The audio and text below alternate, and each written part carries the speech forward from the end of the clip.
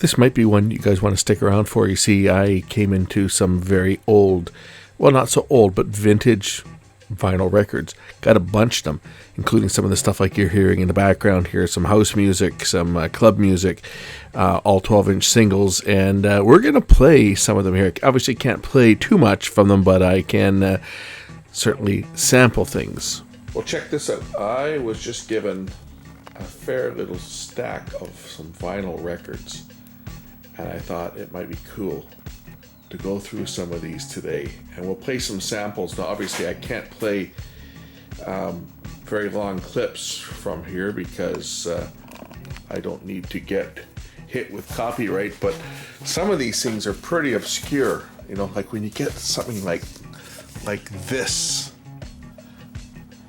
you know, it's like, what is this? It's a record, and this is how it came. There's no jacket. It's just, I was gonna say, this is the mother load, but somebody paid $17 for this record, you know, back in the 70s or 80s. That's a lot of money for a record back in the 80s. I remember buying records for down at A&B Sound. I remember buying records for like $2.99. $16 for an album was almost unheard of. I mean, today people pay ludicrous amounts of money for vinyl, but you know, to pay $16 for a vinyl back in the day, that was a lot of money. I remember the most expensive record album I ever bought was one that was put up by Mobile Fidelity, and I think I paid like $20, $22, $23 for it, and I thought that was a ludicrous amount of money to pay for a record back in the early 80s. But anyway, I'm going to go drag out my turntable. I'll grab my Thorns. I'm going to plug it into my vacuum tube preamp, and we're going to plug it directly into the camera, and we're going to take a little listen to some of this vinyl. Some of this obscure stuff. Should be a fun one. Stick around. So the first thing we're going to do is we're going to clean the record, because, you know, a playing requires taking some of the surface dust off of it first. So the first one I'm going to look at here is actually the wrong side. I put the B side up first, but we're going to take a quick sample to this one. It's called Mark Bell featuring Black Cat. This one's called Revolution. And we're going to take the sound right off of the turntable through my little preamp. I've got a little vacuum tube preamp over here, so we're going to go through that and directly into the camera for the best sound that I can give you off of this vinyl. Let's take a listen.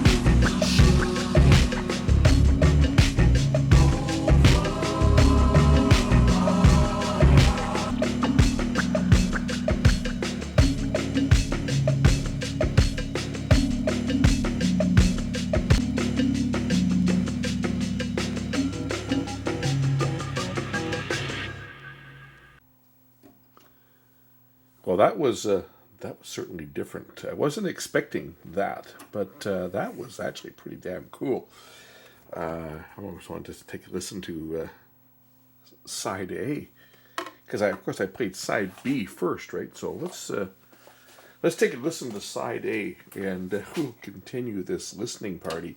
And I'm going to see how much I can get away with actually playing off this album or off this single, because it's not an album, it's a 12-inch single. And I'm going to see how much I can get. This is the ultimate in cello music. I mean, it's it brings me back to the old days when you put on the FM radio station, and the guys would just drop the needle and let it play. And back in the 70s, you'd light up something, let's say, to soothe the mind, and let this play. Not that I've ever experienced that, but that I understand is what people would do. They'd put on something like this, and they'd light something up and enjoy it. And I'm going to light this up and enjoy this one. Here's side A, or what I can play of side A from the same EP, or I guess we'll call this a single. It's called Revolution.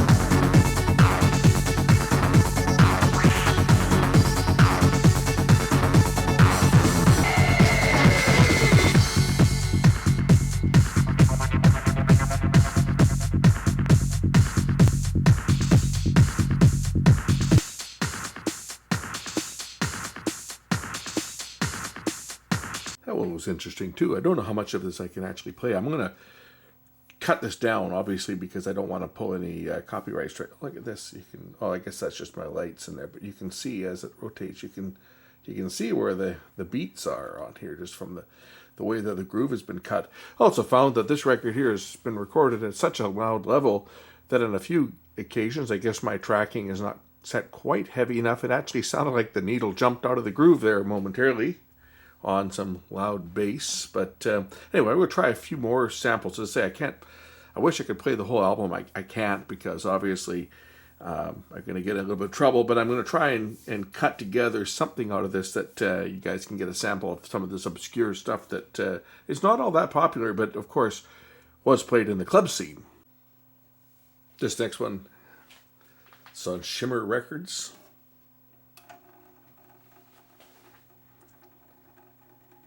We'll see what this one is.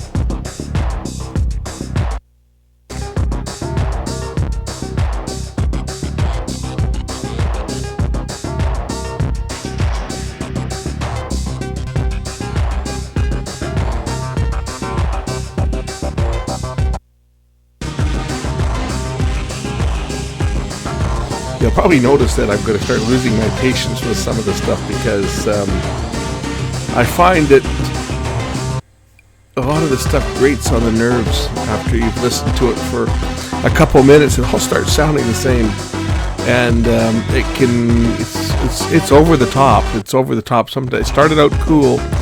First when I listened to that, it's not bad stuff. By the time I got to the second or third record, I was like, okay, I think I've had enough of this. And my patience is wearing thin with this one as it is. But there's a few others out there that are kind of, see, look, dropping the needle on the record. You guys notice that or not, but my needle was actually jumping forward. I'm going to have to set my anti-skate a little higher on this. I'm set for 2 grams now, so I'm going to reset for 2.5 grams, and hopefully that'll stop this thing from skipping in, because the levels are recorded so high on these 12-inch singles that it has a tendency to actually kick the needle out of the groove and it jumps forward. So I'm just going to reset my my tone arm balance here a bit to go a little heavier on the downward force on the stylus, and set my anti-skate. It's all done by just adjusting this little weight here at the back. I have to move it down to the next notch, and we'll set that up a little higher, and then maybe the next one won't skip like these first few have. So here's another one. Of course, this one's got a big copyright logo right on it, so we're going to keep this pretty short, what I'm going to play on this, because I'm sure this one being Warner Brothers or Warner Music UK, this one here will certainly draw some attention, I'm sure. As you can see, the person that bought this one paid $12.95 for it, so these were not inexpensive vinyls. Let's say I got a whole stack of them. Now, not all of them are these club type records. A lot of them are actual commercial vinyls. So we may go through what I received at another time. I just wanted to play a few of these ones, some clips from some of these obscure ones that most people probably have not heard of before.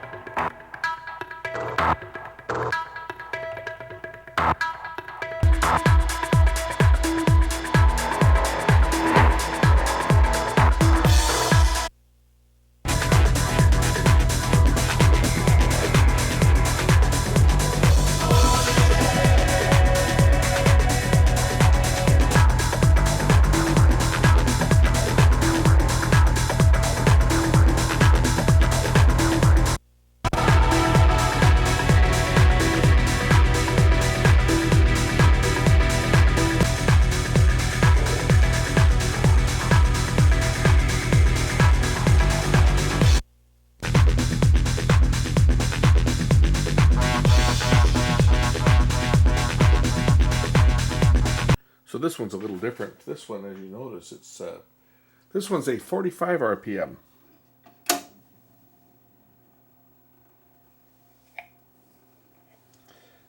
This thing takes forever to get up to speed.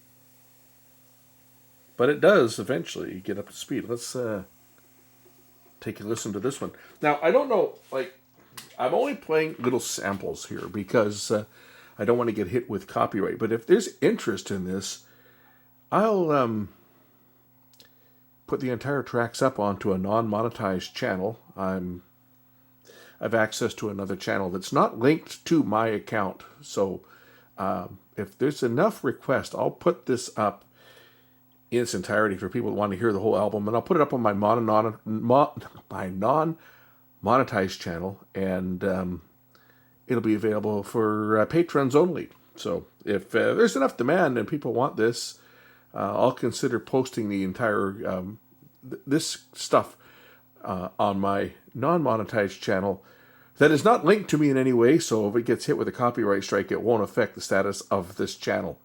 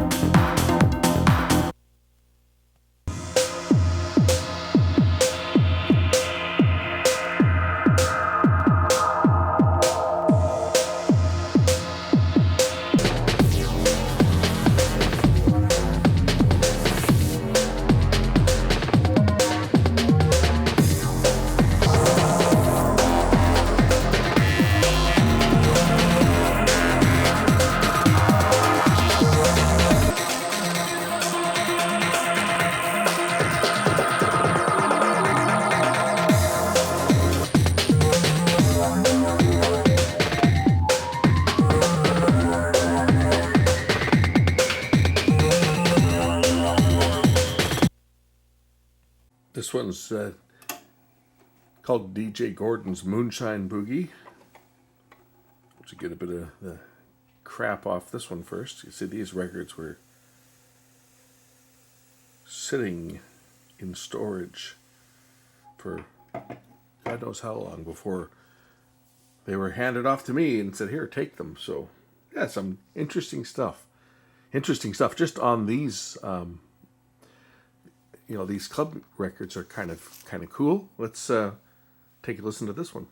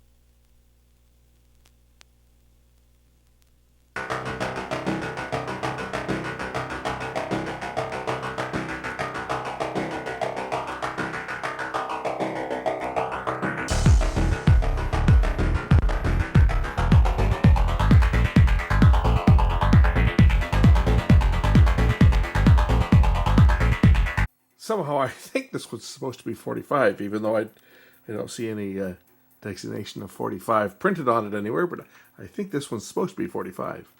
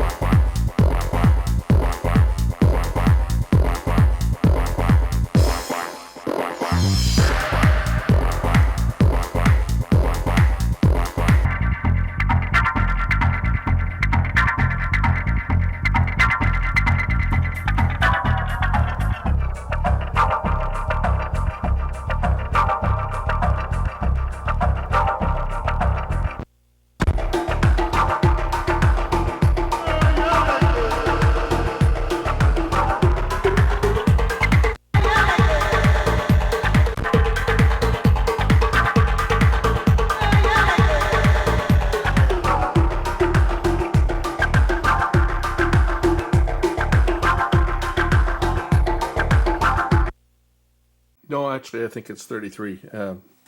We had the voice on there. It sounded a little bit high-pitched, so maybe it is 33. Usually the ones that are 45 say it, but let's listen to the other side. I got a few more of these things just a sample here, and then we'll call this one a day. This is going on a while. I didn't realize I had as many of these club records as I did, but man, there's a pile of them here.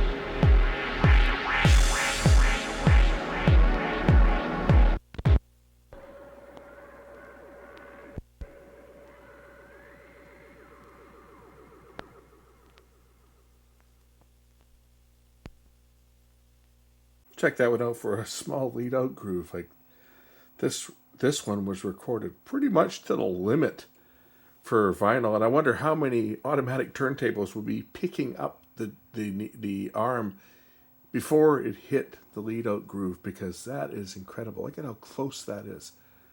Like, you know, there's the lead out groove there. It's like a quarter of a turn and we're in the lead out groove. That's pretty much pushing it to the limit.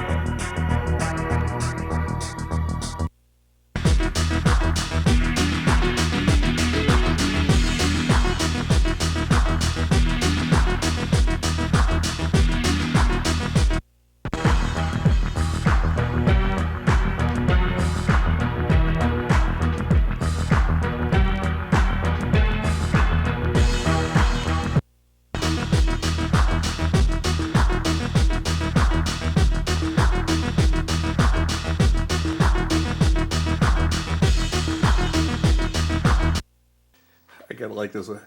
On Havoc Records, Dirty Blonde and Dave the Drummer have 18. This side, Return of Stratford Wives, and that side, Cunning Stunt.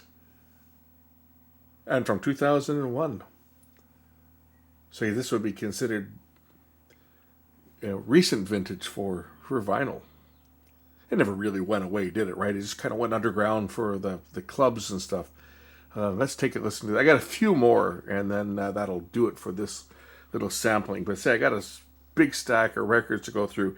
I figured I'd go through these the lesser known ones, and we'll leave the popular ones because we've all heard that before.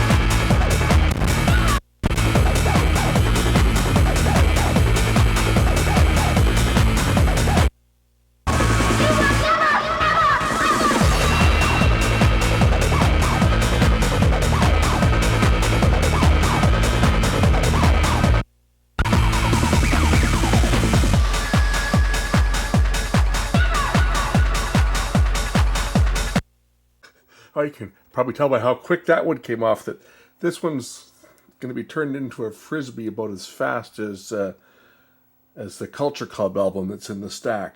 I think this one might be going away. No, I'm not going to smash them up or anything, but I'm going to go through this pile of records, and the stuff that I want to keep, I'm going to keep, and the crap that I don't want, that I'll never ever ever listen to more than maybe once, and this is probably one of them, is going to get passed on to somebody else. I'm going to do with it what the original owner was going to do with these records before they gave them to me. They were going to give them to a thrift store, and that's exactly what I'm going to do. So anything that I don't want is going to end up down at Value Village or one of the other thrift stores where anybody else that's into this stuff can buy it. But anyway, that's that one. I got a few more here. Let's get the next one up. This one's called The Chemical Brothers.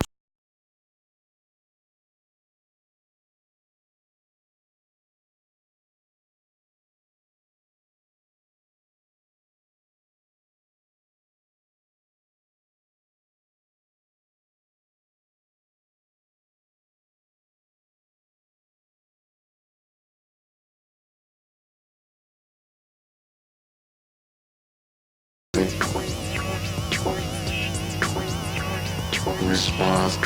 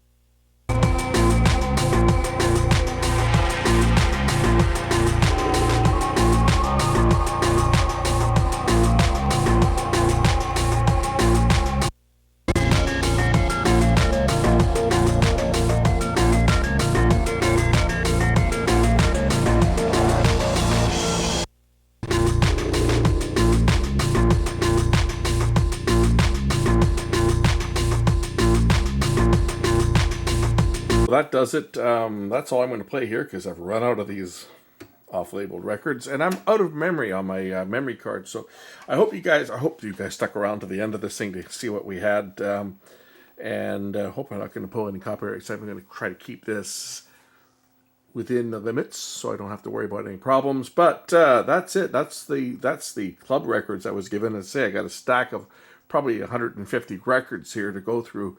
And this was just a sample of some of the lesser known records. And I hope you guys enjoyed it. Thanks for watching. We'll catch you again real soon. Bye for now.